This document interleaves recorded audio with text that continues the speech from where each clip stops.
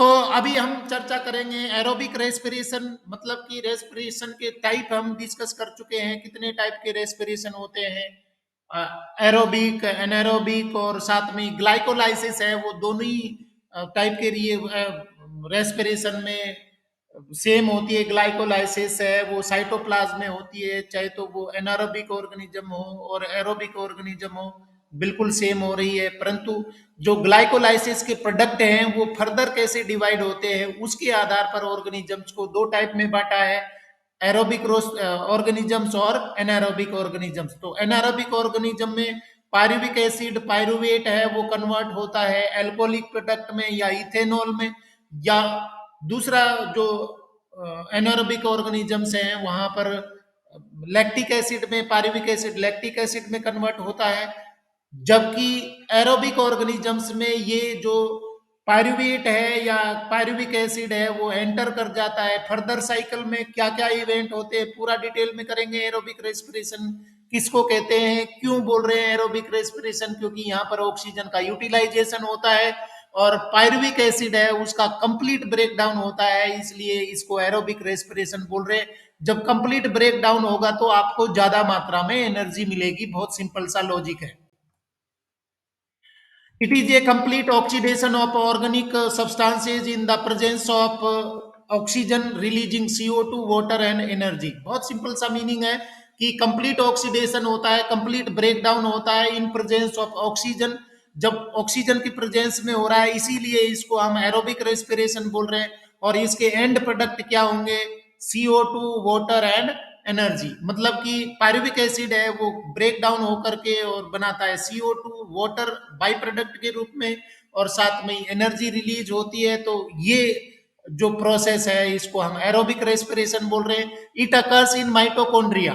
जो पायरुवेट है वो फर्दर ब्रेक डाउन है वो किसके अंदर होता है, माइटोकॉन्ड्रिया के अंदर होता है।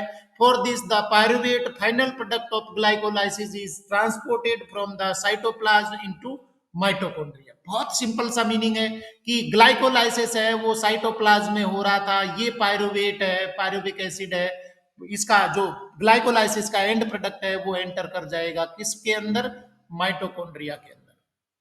तो आप यहां देखिए crucial events of aerobic respiration, क्या क्या इवेंट होती हैं एरोबिक रेस्पिरेशन में। सबसे पहले ये डायग्राम चर्चा कर लेंगे। Complete oxidation of pyruvate in the matrix of mitochondria. कहां पर कंप्लीट ऑक्सीडेशन होता है पायरुवेट का, मैट्रिक्स में होता है। मैट्रिक्स का मतलब है कि माइटोकॉन्ड्रिया है वो डबल मेम्ब्रेन बाइंड स्ट्रक्चर है। आउटर मेम्ब्रेन है वो कंटिन्यूअस मेम्ब्रेन होती है और इनर मेम्ब्रेन है इसमें फिंगर लाइक प्रोजेक्शंस, फोल्डिंग्स पाई जाती हैं जिनको क्रिस्टी बोलते हैं। ये सेल स्ट्रक्चर में हम पढ़ चुके हैं, सेल ऑर्गेनाइजेशन में ये माइटोकॉन्ड्रिया की स्ट्रक्चर है। इनर मेम्ब्रेन और आउटर मेम्ब्रेन, दोनों मेम्ब्रेन के बीच का जो स्पेस होता है उसको इंटर मेम्ब्रेन स्पेस बोलते हैं। और जो इनर मेम्ब्रेन है वो एनसर्कल करता है, कवर करता है, बाउंड्री बनाता है किसके चारों ओर, मैट्रिक्स के चारों ओर। मैट्रिक्स में क्या क्या चीजें होती हैं, बहुत सारे फ्लूइड मैट्रिक्स यहाँ पर पाई जाती है, बहुत सारे स्ट्रक्चर्स इसके अंदर पाई जाती है। राइबोसोम्स मिलते हैं, साथ में ही सर्कुलर डीएनए पाया जाता है, ग्रेन्यूल्स पाए जाते हैं। ये सब मिलकर के और क्या बना रहे हैं, मैट्रिक्स बनाते हैं। और इसके अंदर इनर मेम्ब्रेन में रेस्पिरेटरी पार्टिकल्स, F1 पार्टिकल्स हैं वो पाए जाते हैं, जिनके बारे में हम आगे बहुत डिटेल में पढ़ेंगे, बहुत ही इंपॉर्टेंट होते हैं। क्या काम करते हैं वो, पासिंग ऑफ इलेक्ट्रॉन्स और इनर मेम्ब्रेन ऑफ माइटोकॉन्ड्रिया, यहाँ पर इलेक्ट्रॉन के लिए एक पाथवे बनाते हैं। यहाँ वो रेस्पिरेटरी पार्टिकल्स है वो इलेक्ट्रॉन ट्रांसपोर्टेशन सिस्टम भी इसमें इनर मेम्ब्रेन में बनाते हैं। तो क्या इवेंट होती है पूरा डिटेल में करेंगे। माइटोकॉन्ड्रिया है वो अभी तक यूज नहीं हो रही थी, ऑक्सीजन का अभी तक यूज नहीं हुआ था ग्लाइकोलाइसिस तक। परंतु ग्लाइकोलाइसिस के जो एंड प्रोडक्ट दो मॉलिक्यूल पायरुविक एसिड के बनते हैं वो एंटर कर जाते हैं माइटोकॉन्ड्रिया में, और फर्दर ब्रेक डाउन है वो यहाँ पर होता है माइटोकॉन्ड्रिया के अंदर, कंप्लीट ब्रेक डाउन। तो इस तरीके से हम यहाँ देखेंगे दो इवेंट यहाँ हो रही हैं। Complete oxidation of pyruvate by step wise removal of all the hydrogen atoms leaving three CO2 molecules. It takes place in the matrix of mitochondria. Two passing of two passing on of electrons removed as part of hydrogen atoms to molecular O2 with simultaneous synthesis of ATP. It occurs on the inner membrane of mitochondria. मतलब hydrogen ions और electrons का जो movement हो रहा है उसके आधार पर ये एटीपी बन रहे हैं, और ये जो मूवमेंट है वो कहां पर हो रहा है, इनर मेम्ब्रेन में हो रहा है, तब जा करके जिस तरीके से थाइलेकोइड की मेम्ब्रेन में इलेक्ट्रॉन ट्रांसपोर्ट चेन बन रही थी, यहां पर भी इलेक्ट्रॉन ट्रांसपोर्ट सिस्टम बनता है जो इलेक्ट्रॉन को कैरी करवाता है।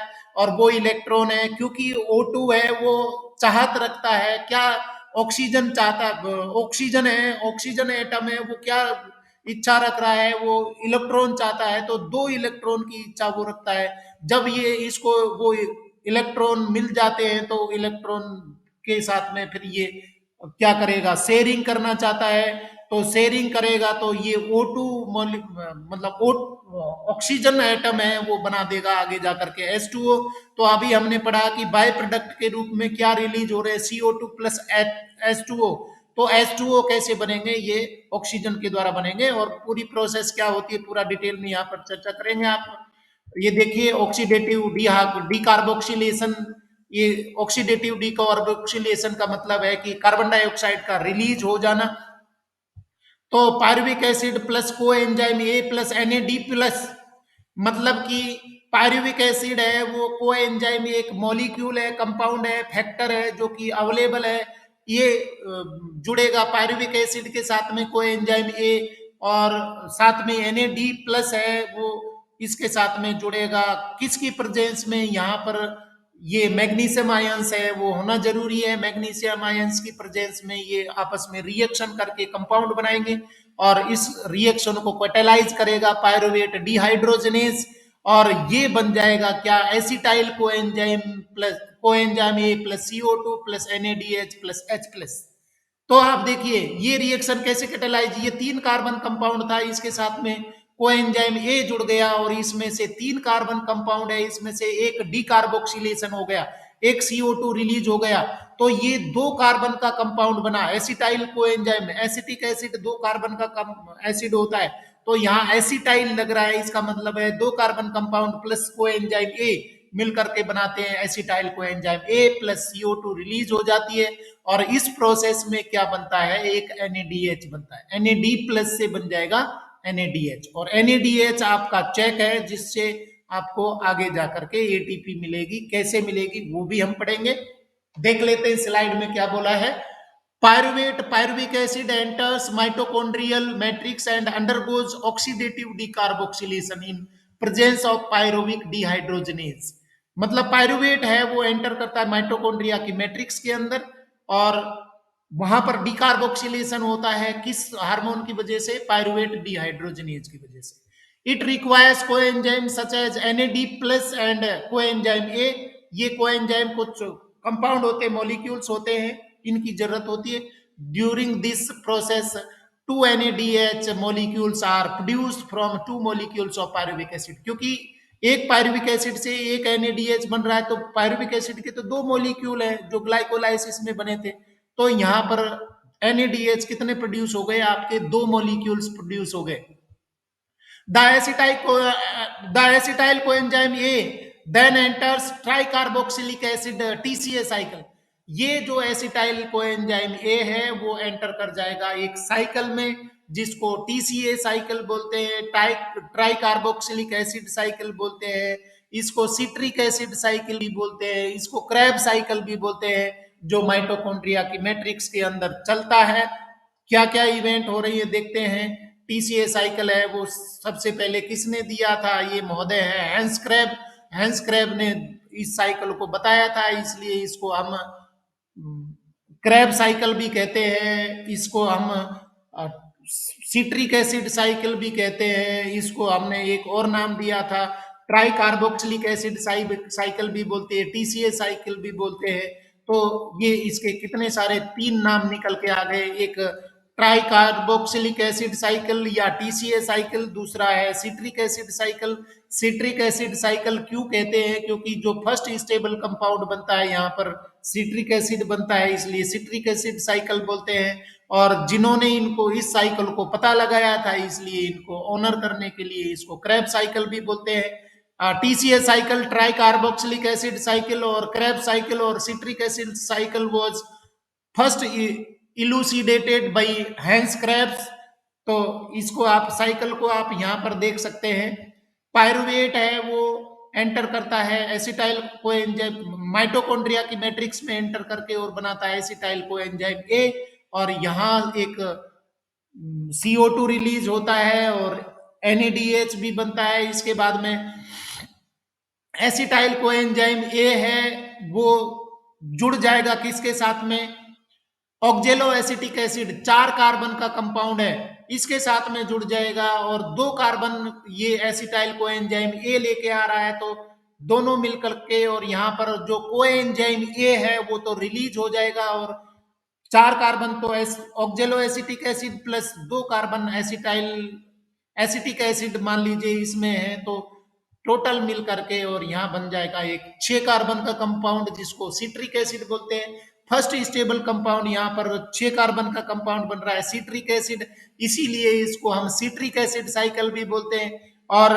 सिट्रिक एसिड है, इसमें से एक CO2 रिलीज हो जाएगा, तो अब ये बना एक 5 कार्बन का कंपाउंड बना जिसको अल्फा कीटोग्लूटरिक एसिड बोल रहे हैं। और जब एक CO2 रिलीज होता है तो इस प्रोसेस में एक NADH बनता है।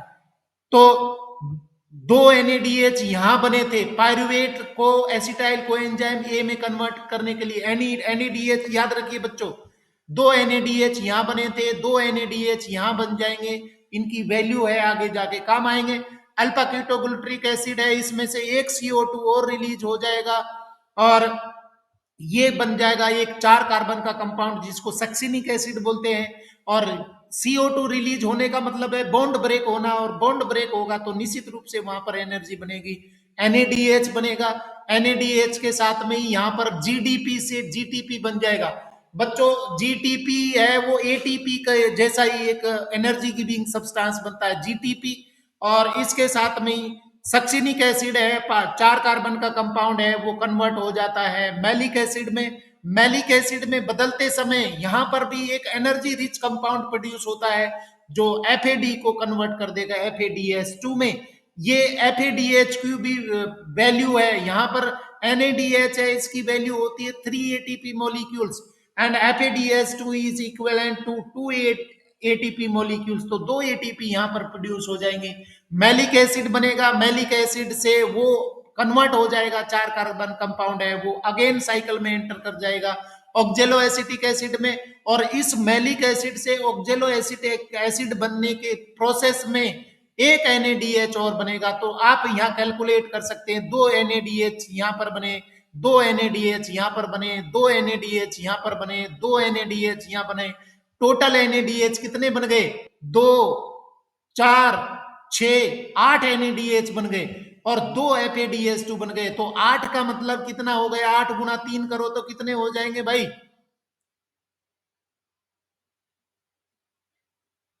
अरे करो जल्दी, 8 NADH बन गए, 8 गुना 3 करो, 8 गुना 3 करो तो 8 तिया 24 ATP तो यहां बन गए, हाँ 24 ATP तो यहां बन गए, और 2 FADH2 बनते हैं तो 2 गुना 2 करेंगे तो 4, 24 और 4 कितने हो गए, हाँ 28 हो गए। और 2 GTP का मतलब ये ETP के जैसे सिमिलर है, इक्विवेलेंट है, तो 28 और 2 ATP यहां पर बन गए, तो टोटल ATP कितने जनरेट हो गए, 30 ATP बन गए। एक सिट्रिक एसिड साइकिल में, क्रेब साइकिल में पायरुविक ग्लाइकोलाइसिस के बाद में पायरुवेट के जो प्रोडक्ट होते हैं उनसे 30 ATP मॉलिक्यूल्स हैं वो जनरेट हो जाएंगे, बन जाएंगे। और अभी भी वहां पर जो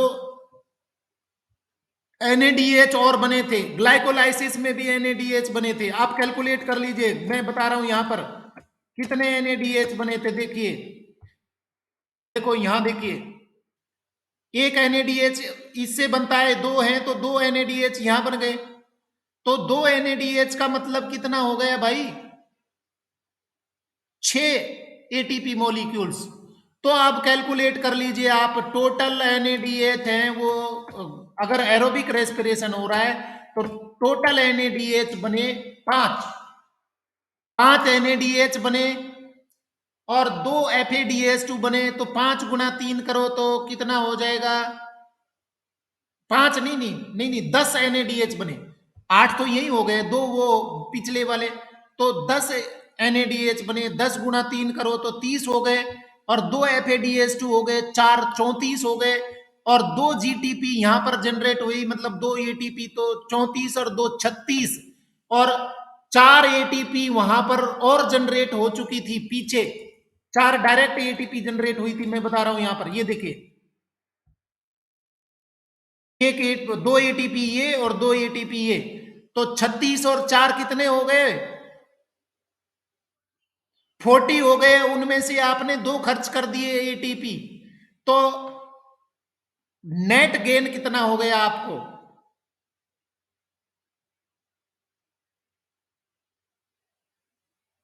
एक ग्लाइकोलाइसिस में, एरोबिक रेस्पिरेशन में नेट गेन आपको हो गया 38 मॉलिक्यूल्स। हाँ, 38 मॉलिक्यूल्स मिलेंगे अगर एरोबिक रेस्पिरेशन हो रहा है। जबकि एनारोबिक रेस्पिरेशन होता है तो नेट गेन आपको होगा सिर्फ 2 ATP मॉलिक्यूल्स। तो बहुत बड़ा लॉस है, बहुत बड़ा गैप है। अगर एरोबिक रेस्पिरेशन करते तो बहुत ज्यादा एनर्जी मिलती है, और अगर एनारोबिक रेस्पिरेशन होता है तो बहुत कम एनर्जी मिलती है। ठीक है जी।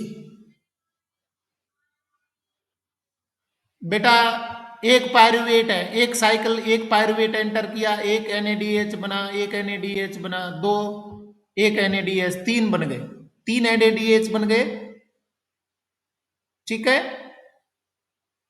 3 बने ना, 3 बने, और एक यहां भी तो बन रहा है, ये बन रहा, ये पायरुवेट है, को एसिटाइल को एंजाइम ए बनाता है, तब यहां पर भी तो बन रहा है, ये बना, अभी मैंने बताया था। तो एक NADH तो ये है, और यहां पायरुवेट से एसिटाइल कोएंजाइम ए बनते समय एक NADH प्रोड्यूस कर दिया इसने, तो एक NADH यहां, हाँ लिख नहीं रखा, लिख नहीं रखा, बाकी बना तो है ना। तो एक पायरुविक एसिड से 4 NADH बने, और 2 पायरुविक एसिड है तो कितने NADH बन जाएंगे? 8 बन जाएंगे ना भाई। ठीक है बच्चों, आगे बढ़ते हैं, स्टेप देख लेते हैं पूरा। अभी मैंने आपको साइकिल समझा दिया पूरा, आपकी स्लाइड में क्या लिखा है वो भी डिस्कस कर लेते हैं। 2 ATP, 2 ATP मॉलिक्यूल्स। हाँ, GTP, GTP मतलब उसको आप क्या कह रहे हैं? गुआनोसिन ट्राइफॉस्फेट, एडिनिन ट्राइफॉस्फेट, तो GTP है वो सिमिलर, एग्जैक्ट सेम नहीं है परंतु उसके जैसा है। ठीक है, स्लाइड में देख लेते हैं स्टेप्स TCA साइकिल का। Condensation of acetyl group with oxaloacetic acid OAA and water to form citric acid in presence of citrate synthase enzyme A, coenzyme A molecule is released. यहाँ पर इसका condensation हो रहा है, मतलब acetyl coenzyme A है वो जुड़ रहा है एसिड, ऑक्जेलो एसिटिक एसिड के साथ में, और यहाँ कोएंजाइम ए है वो रिलीज हो जाता है, और ये बनेगा 6 कार्बन का कंपाउंड। एंजाइम नोट कर लीजिए कौन सा एंजाइम होगा, साइट्रेट सिंथेज एंजाइम, इन दोनों के बीच की रिएक्शन को कैटालाइज करेगा citrate synthase enzyme. Citrate is isomerises to isocitrate, यहाँ पर सिट्रिक एसिड है वो कन्वर्ट हो जाएगा, आइसोमराइज बनाए, आइसोमराइजेशन होगा, आइसोसाइट्रेट में कन्वर्ट होगा, और आइसोसाइट्रेट है उस प्रोसेस में डीकार्बोक्सिलेशन होकर के ये NADH भी बनाएगा। Decarboxylation of isocitrate to alpha ketoglutaric acid, यहाँ ये स्टेप दिया है ना, तो आइसोसाइट्रेट है, इसका डीकार्बोक्सिलेशन होकर के, और ये इसमें से एक कार्बन निकल गया तो ये 5 कार्बन का कंपाउंड बनाएगा जिसको अल्फा कीटोग्लूटरिक एसिड बोल रहे हैं। यहाँ डीकार्बोक्सिलेशन हो गया, और इसके बाद में चौथा स्टेप देखिए, decarboxylation of alpha ketoglutaric acid to succinyl coenzyme A. यहाँ पर अल्फा कीटोग्लूटरिक एसिड है वो उसका डीकार्बोक्सिलेशन होगा, एक CO2 रिलीज हो जाएगा, तो ये बन जाएगा सक्सिनाइल कोएंजाइम ए। और सक्सिनाइल कोएंजाइम ए है is converted to succinic acid, ये देखिए यहाँ सक्सिनिक एसिड में कन्वर्ट हो गया succinic acid, and a GTP molecule is synthesise substrate level phosphorylation. मतलब कि यहाँ जो बनेगा एटीपी के बनने के बजाय यहाँ पर क्या सबस्ट्रेट लेवल फोस्फोराइलेशन हो रहा है, मतलब जीटीपी मॉलिक्यूल बनेगा। In a coupled reaction GTP is converted to GDP with simultaneous synthesis of ADP ATP from ADP. मतलब जीटीपी जो बना है वो किसके साइमल्टेनियस सिंथेसिस किसका करा देगा, वो ये जीटीपी से कन्वर्ट हो जाएगा वो जीडीपी में, और इसके साथ में ही एडीपी से क्या बना देगा, वो एटीपी सिंथेसाइज करवा देगा। याद रखना, जीटीपी टूट करके क्या बना दिया उसने, जीडीपी बना दिया, गुआनोसिन डाइफॉस्फेट। और जब जैसे ही ये टूटता है वो एडीपी से क्या बना दिया उसने, एटीपी सिंथेसाइज करवा दिया। मतलब जीटीपी की वैल्यू आप क्या बोल सकते हैं, एटीपी बोल सकते हैं। Oxidation of succinate to fumarate and then to malate, यहां पर ऑक्सीडेशन हो रहा है, फ्यूमेरेट सक्सिनिक एसिड है वो ऑक्सीडाइज होता है, और ऑक्सीडाइज होकर के फ्यूमेरेट बनाता है, फ्यूमेरिक एसिड बनाता है, और फ्यूमेरिक एसिड है वो आगे जा करके और बनाता है मैलिक एसिड या malate. Oxidation of malate to OAA, ये मैलिक एसिड है वो ऑक्सीडाइज हो जाएगा, क्या बनाएगा, ऑक्जेलो एसिटिक एसिड या OAA, और इस प्रोसेस में NADH वगैरह ये जो बनते हैं वो है। At 3 points of TCA cycle, है जी बेटा,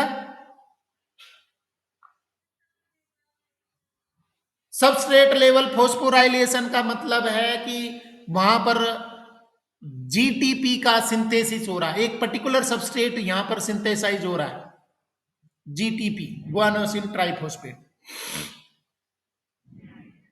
मतलब वो जीटीपी एक एनर्जी रिच कंपाउंड ही बन रहा है, परंतु जीटीपी के रूप में सेल है वो एनर्जी को यूज नहीं कर सकती, वो किस रूप में कर सकती है, एटीपी के रूप में कर सकती है। तो जीटीपी बना उस प्रोसेस में बना तो, परंतु वो टूट गया और उसने सिंथेसाइज करवा दिया एटीपी। रिएक्शन पूरा साइकिल समझ में आ गया आपको। यहां आप देखिए, at 3 points of a TCA cycle NAD plus is reduced to NADH plus H plus, at 1 point FAD plus is reduced to FADH2। यहां आप 3 पॉइंट देख पा रहे हैं, NADA प्लस से NADH बना, फिर दूसरा NADH से NAD प्लस से NADH बना, तीसरा यहां पर NAD प्लस से NADH बना, और एक जगह पर FAD प्लस से FADH2 भी बना। Continued oxidation of acetyl coenzyme A via TCA cycle requires continued replenishment of OA।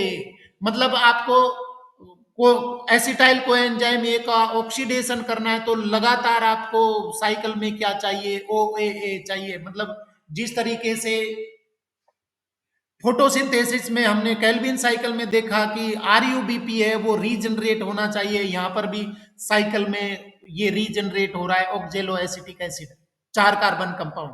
इसीलिए ये पॉइंट बताया है, continuous oxidation of acetyl coenzyme A via TCA cycle requires continued replacement of OA। It also requires regeneration of NAD plus and FAD plus from NADH and FADH2। मतलब ये NAD plus और FAD plus है वो भी चाहिए cycle में, उनके oxidation के लिए, NADH बनाने के लिए, FADH2 बनाने के लिए।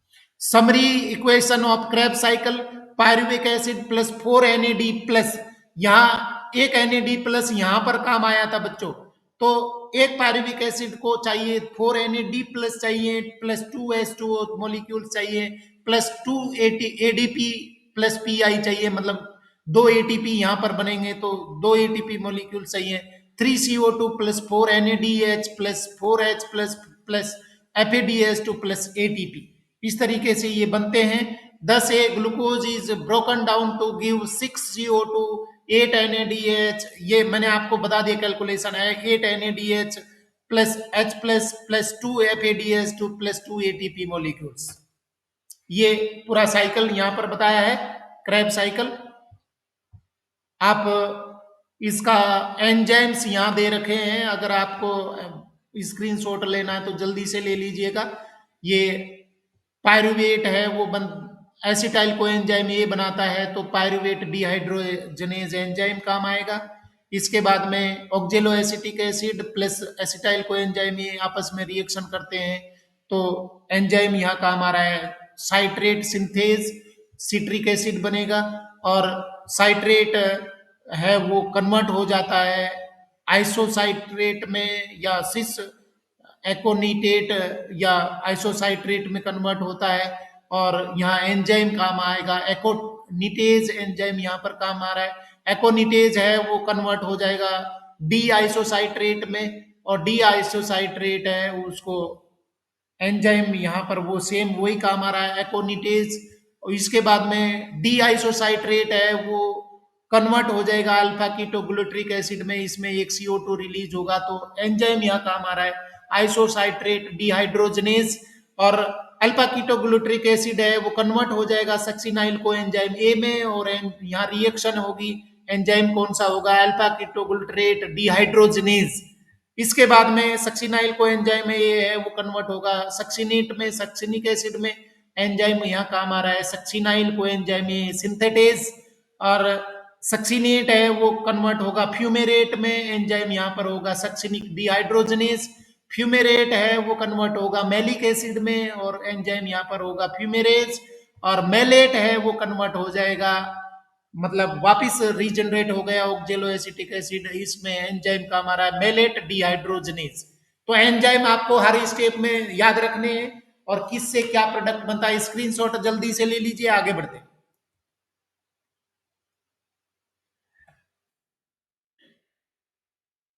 तो सबसे इंपॉर्टेंट पॉइंट आज का हम कर रहे हैं। हाँ जी। हाँ, एंजाइम के लिए बहुत जरूरी है, बहुत इंपॉर्टेंट है ये पॉइंट। आप ये फ्लो चार्ट है ना, एंजाइम कौन सी रिएक्शन से क्या एंजाइम है, क्या प्रोडक्ट है वो कन्वर्ट होता है, क्या बनता है। हाँ जी। अभी जो सारी राम कहानी है वो आप फिर से रिवाइज कर लीजिए कि एटीपी कैसे बन रहे हैं, एनएडीएच से एटीपी कैसे बनते हैं। ये सारी कहानी है इलेक्ट्रॉन की। इलेक्ट्रॉन है वो ट्रांसफर होते हैं। ये देखिए यहां पर मैं आपको बता रहा हूं, ये इनर मेम्ब्रेन है। इनर मेम्ब्रेन है, ये वाली इनर मेम्ब्रेन है जो रंग बिरंगी दिख रही है। इसके बाद में यहां पर एक मेम्ब्रेन होगी जिसको आउटर मेम्ब्रेन बोल रहे हैं माइटोकॉन्ड्रिया की, और दोनों मेम्ब्रेन के बीच का स्पेस है वो क्या कहलाता है? Inter membrane space. ठीक है। और इनर मेम्ब्रेन का अंदर का जितना भी एरिया है वो क्या कहलाता है? मैट्रिक्स कहलाता है। अब क्या हो रहा है देखिए, ये क्रैब साइकिल या ग्लाइकोलाइसिस प्रोसेस है वो कहां हो रही थी भाई? बताइए जल्दी से, आपका आंसर आना चाहिए। कहां पर होती है क्रैब साइकिल?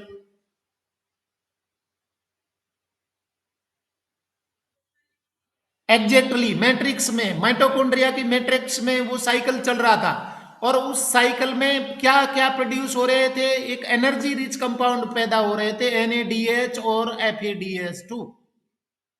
अब NADH और FADH2 से क्या बनाना है? आपको ATP सिंथेसाइज करना है। तो आप यहां देखेंगे NADH जो प्रोड्यूस हुए हैं, NADH प्रोड्यूस होते हैं, यहां पर कुछ चैनल है, ब्रिज है, कंपाउंड है, मॉलिक्यूल्स है जो इसकी मेम्ब्रेन में पाए जाते हैं, इनर मेम्ब्रेन में, इनर यूनिट मेम्ब्रेन में। ये प्रोटीन के बने हुए कॉम्प्लेक्सेज हैं, कंपाउंड है, मॉलिक्यूल्स है, चैनल है, ब्रिज है। NADH है उसका क्या होगा? ब्रेक डाउन होगा, और ब्रेक डाउन होने से NADH है वो स्प्लिट होकर के बनाता है NAD प्लस में कन्वर्ट हो जाता है, इसमें से इलेक्ट्रॉन रिलीज होता है। वो इलेक्ट्रॉन है वो चले जाता है इलेक्ट्रॉन कैरियर के पास में। यहाँ इसमें मॉलिक्यूल है, इलेक्ट्रॉन कैरियर लगे हुए, ये इलेक्ट्रॉन कैरियर के पास में इलेक्ट्रॉन है वो चले गया, ये चले गया, जाते जा रहा है, जाते जा रहा है, जाते जा रहा है इलेक्ट्रॉन कैरियर उसमें, वो जिसमें कई सारे स्टेबल इलेक्ट्रॉन कैरियर हैं, कुछ मोबाइल इलेक्ट्रॉन कैरियर हैं, जो वहां पर भी हमने चर्चा करी थी। ये इलेक्ट्रॉन कैरियर है, इसको इलेक्ट्रॉन को पकड़ करके और कहाँ ले गए, ले गए, ले गए, ले गए, लास्ट में जाकर के ये पहुंच गए ऑक्सीजन, जो यहीं पर है, मैट्रिक्स के अंदर ही है, ये ऑक्सीजन मैट्रिक्स के अंदर ही है। ये पहुंच गए किसके साथ में, किसके पास में पहुंच गए, ओ, ओ के पास में। ओ यहां O2 नहीं है, ओ है, ओ एटम है, एटमिक ऑक्सीजन है। It has the affinity of 2 electrons, क्योंकि इसको एक ललक है, चाहत है इसका भी, क्या वो पूरा नहीं हुआ, पेटा क्या नहीं भरा इसका, ऑक्टेन, वो चाहत रखता है, 2 इलेक्ट्रॉन लेना चाहता है, तो 1 इलेक्ट्रॉन आया, इसने ले लिया एटम ने। फिर एक और NaDH कहीं से टूटा या FADH2 कहीं टूटा, तो वो इलेक्ट्रॉन आया और ऑक्सीजन के पास में पहुंच गया। अब इसके पास में 2 इलेक्ट्रॉन एक्स्ट्रा हो गए, शेयरिंग वाले इलेक्ट्रॉन हो गए, तो अब ये चाहता है कि चल यार फालतू हो गया, किसी के साथ में हम कोलैबोरेशन कर सकते हैं। अब कोलैबोरेशन के लिए कौन अपेक्षा रख रहा है, हाइड्रोजन आयंस। जो हाइड्रोजन आयंस इसके टूटने से बने थे, वो हाइड्रोजन आयंस निकल करके और यहां पहुंच गए इंटरमेम्ब्रेन स्पेस में, यहां पहुंच गए, यहां से ये टूटे, यहां पहुंच गए, यहां से टूटे, यहां पहुंच गए, मतलब हाइड्रोजन आयंस हैं वो बाहर पड़े हैं और इलेक्ट्रॉन है वो अंदर है। अब ये क्या हो रहा है, हाइड्रोजन आयंस बहुत ज्यादा इकट्ठे हो गए इसमें, इनमें ये चैनल बने हुए, कॉम्प्लेक्सेज है, complex first, complex second, complex fourth, complex third, इस तरीके के कॉम्प्लेक्सेज बने हुए, चैनल बने हुए, ब्रिज बने हुए, इनमें होकर हाइड्रोजन आयन बाहर तो जा सकते हैं, अंदर नहीं आ सकते, तो इंटरमेम्ब्रेन स्पेस में ओवर क्राउडेड हो गए प्रोटॉन्स हैं वो, जबकि मैट्रिक्स में ये हाइड्रोजन आयंस की कमी हो गई, प्रोटॉन की कमी हो गई। अब ये क्या करेंगे, ओवर क्राउडेड हाइड्रोजन आयंस है वो कहां जाना चाहते हैं, मैट्रिक्स में आना चाहते हैं, क्योंकि मैट्रिक्स में उनको शेयरिंग वाला मॉलिक्यूल्स भी मिलेगा, तो हाइड्रोजन आयन है वो क्या करेंगे, अंदर आने की कोशिश करते हैं, और अंदर आके और इस ऑक्सीजन एटम के पास में ऑलरेडी 2 इलेक्ट्रॉन शेयरिंग वाले हैं, तो 2 हाइड्रोजन आयंस प्रोटॉन जुड़ करके और क्या प्रोड्यूस कर दिया उन्होंने,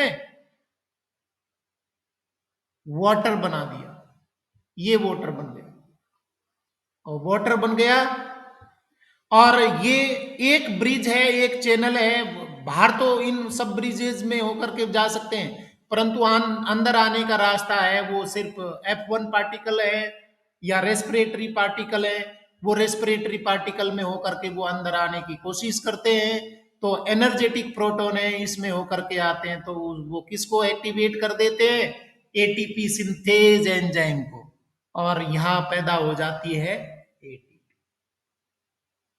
तो ये पूरा सिस्टम है electron transport system and oxidative phosphorylation.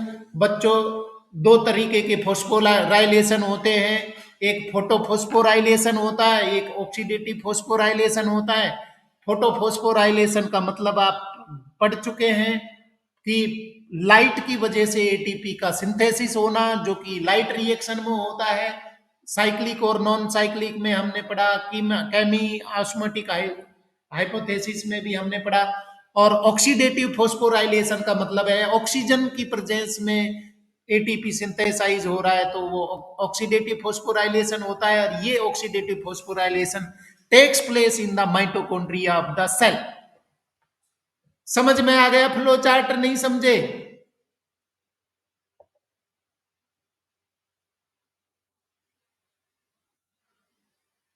अरे आया कि नहीं? जी जल्दी से मैं ये पढ़ देता हूं, electron transport system. Ji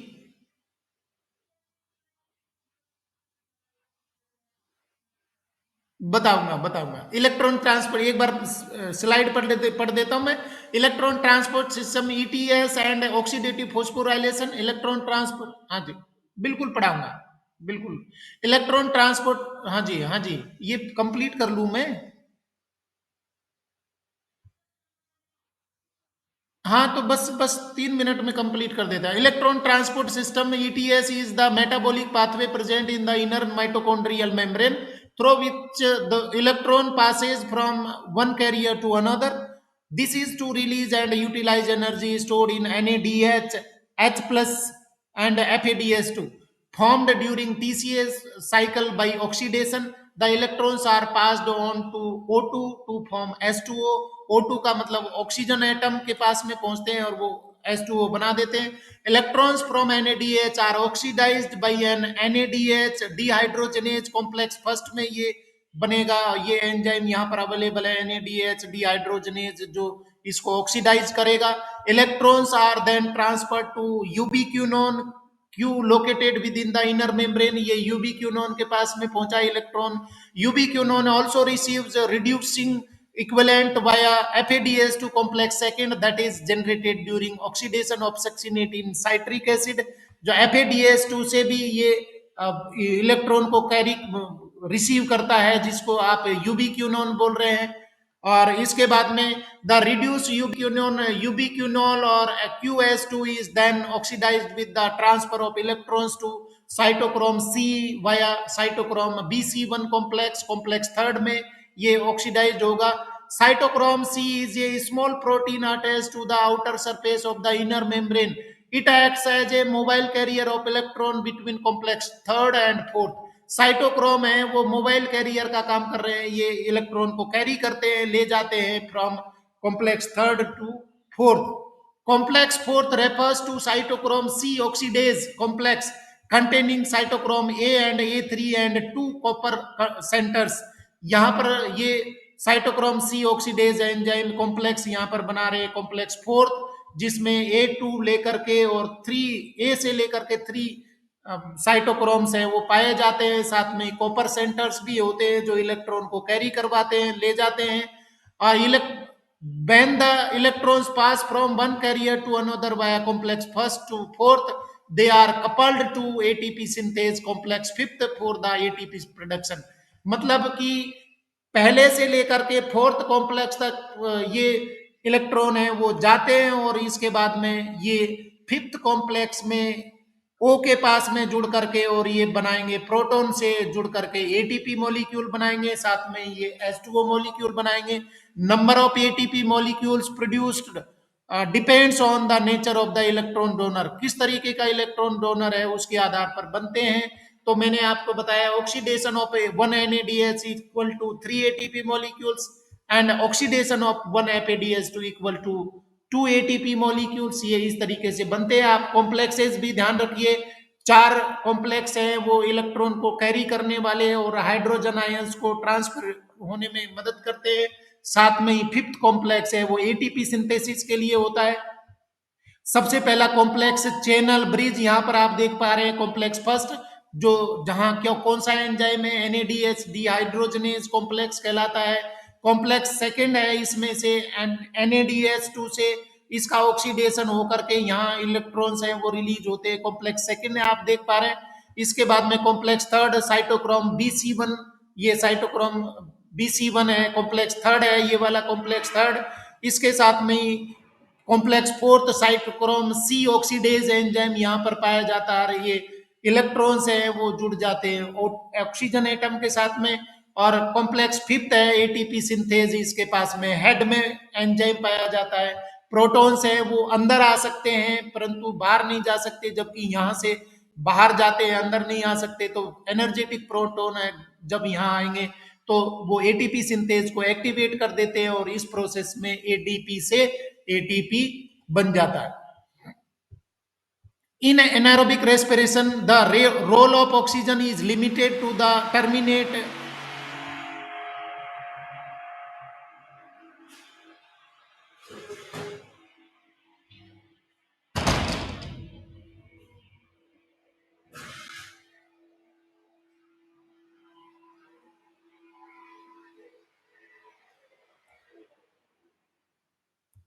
In anaerobic respiration, the role of oxygen is limited to the terminal stage, yet oxygen is vital since it drives the whole process by removing hydrogen from the system. Oxygen acts as the final hydrogen acceptor.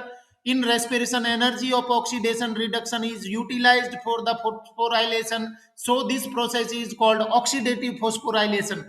Oxidative phosphorylation is different from photophosphorylation. Here, light energy is utilized for the production of protein gradient for phosphorylation.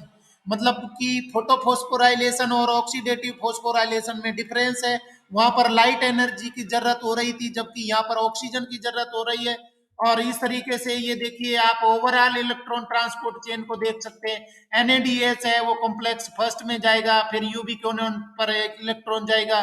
Succinate है वो टूट करके और FADH2 बनाएगा complex second से, यहाँ पर electron आएगा, इसके बाद में इलेक्ट्रॉन जाएगा कॉम्प्लेक्स सेकंड थर्ड में। यहाँ इलेक्ट्रॉन को कैरी करने वाले साइटोक्रोम बी सी वन है। साइटोक्रोम बी सी वन से साइटोक्रोम सी से कॉम्प्लेक्स फोर्थ में, और साइटोक्रोम सी ऑक्सीडेज है वो उसमें जाएगा और लास्ट में वो पहुंच जाएगा ओ के पास में। और कॉम्प्लेक्स फिफ्थ से वो ओ है कन्वर्ट हो जाएगा H2O में।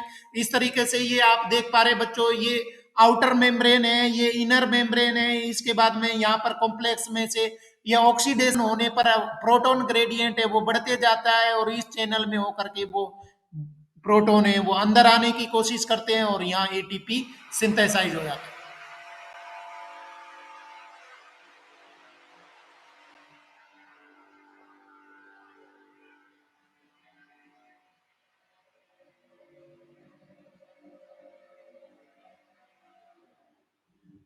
इलेक्ट्रॉन ट्रांसपोर्ट सिस्टम एंड यहाँ पर देखिए, energy release during ETS is utilise to synthesise ATP by ATP synthase complex fifth. ATP synthesis has two major components.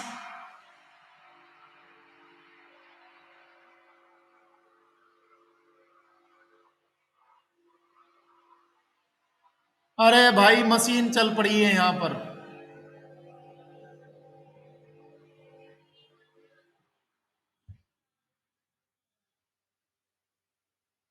चलो कल पढ़ा देंगे। थैंक यू बच्चों, थैंक यू वेरी मच, कल पढ़ा देंगे, कोई बात नहीं। भाई यार मशीन चलाना जरूरी है यार, पीरियड खराब कर दिया। हाँ अच्छा, हाँ अटेंडेंस नहीं हुई आपकी।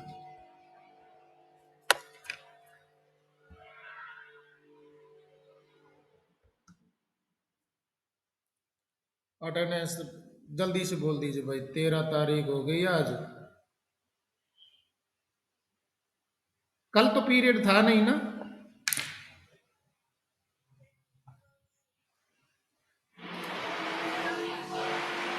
ठीक है। दिव्या है क्या? दिव्या जल्दी से बोलिए। दिव्या, नेहा, नेहा,